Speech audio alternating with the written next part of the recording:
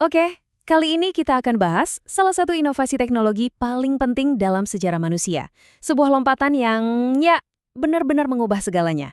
Ini bukan soal gawai canggih atau internet, tapi sesuatu yang jauh lebih fundamental. Api. Coba deh, bayangin sejenak, gimana rasanya hidup tanpa api. Begitu matahari terbenam, nggak ada cahaya sama sekali.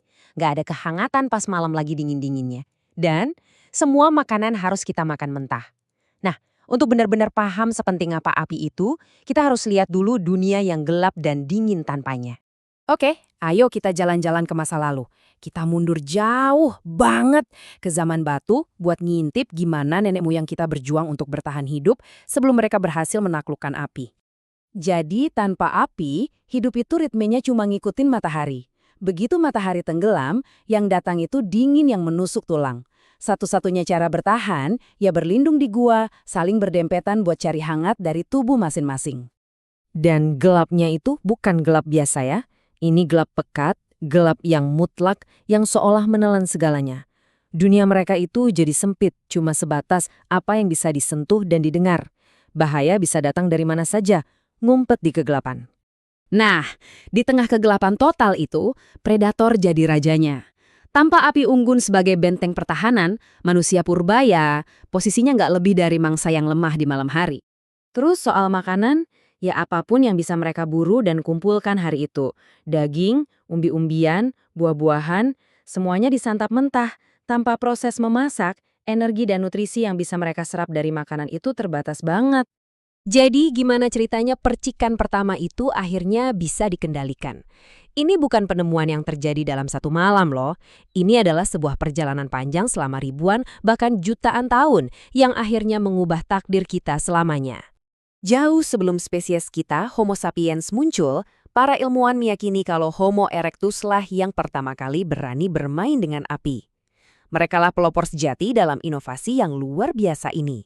Nah, yang penting banget untuk diingat, penguasaan api itu adalah sebuah evolusi, bukan revolusi.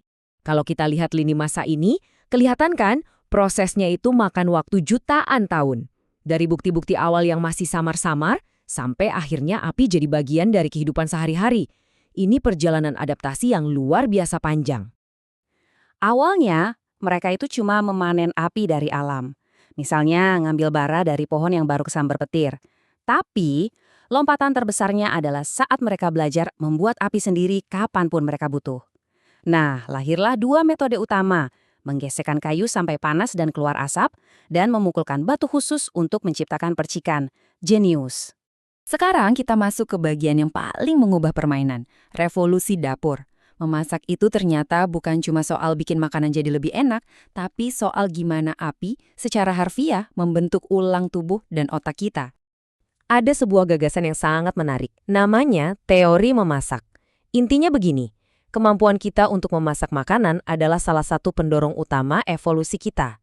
Bisa dibilang, api itu ngasih kita bahan bakar super untuk membangun otak yang lebih besar dan lebih cerdas.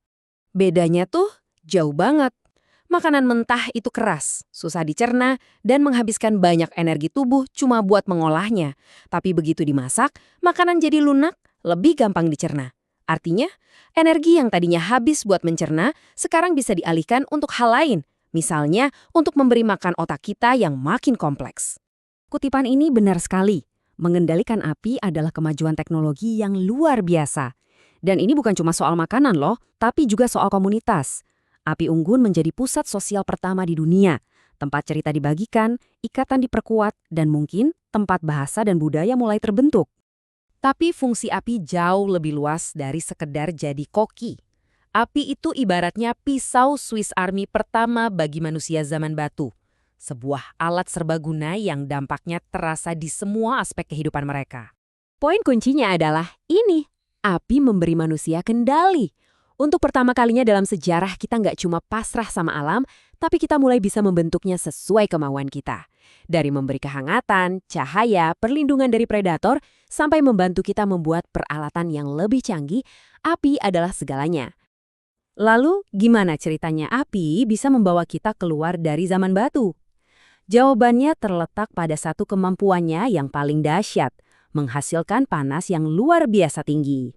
Ini mungkin kedengarannya dramatis, tapi ini benar. Tanpa kemampuan api untuk menghasilkan panas yang intens, kita mungkin akan selamanya terjebak menggunakan alat-alat dari batu, kayu, dan tulang. Logam akan tetap tersembunyi, terkunci di dalam bebatuan. Zaman batu secara resmi berakhir saat kita mulai bisa mengolah logam. Proses yang kita kenal sebagai metalurgi ini 100% bergantung pada api. Dengan membangun tungku dan melebur biji logam, kita bisa menciptakan material baru yang jauh lebih kuat, yaitu perunggu. Ini membuka gerbang ke dunia yang sama sekali baru. Era peralatan canggih, senjata yang lebih efektif, dan peradaban yang lebih maju. Dan ini membawa kita pada sebuah pertanyaan terakhir untuk direnungkan. Dari percikan api pertama di sabana Afrika jutaan tahun lalu, sampai ke era digital yang kita tinggali hari ini, kecerdikan manusia itu nggak ada hentinya mengubah dunia. Kalau api adalah inovasi besar yang pertama, kira-kira inovasi besar apa yang sedang mengubah kita saat ini? Terima kasih sudah menyimak.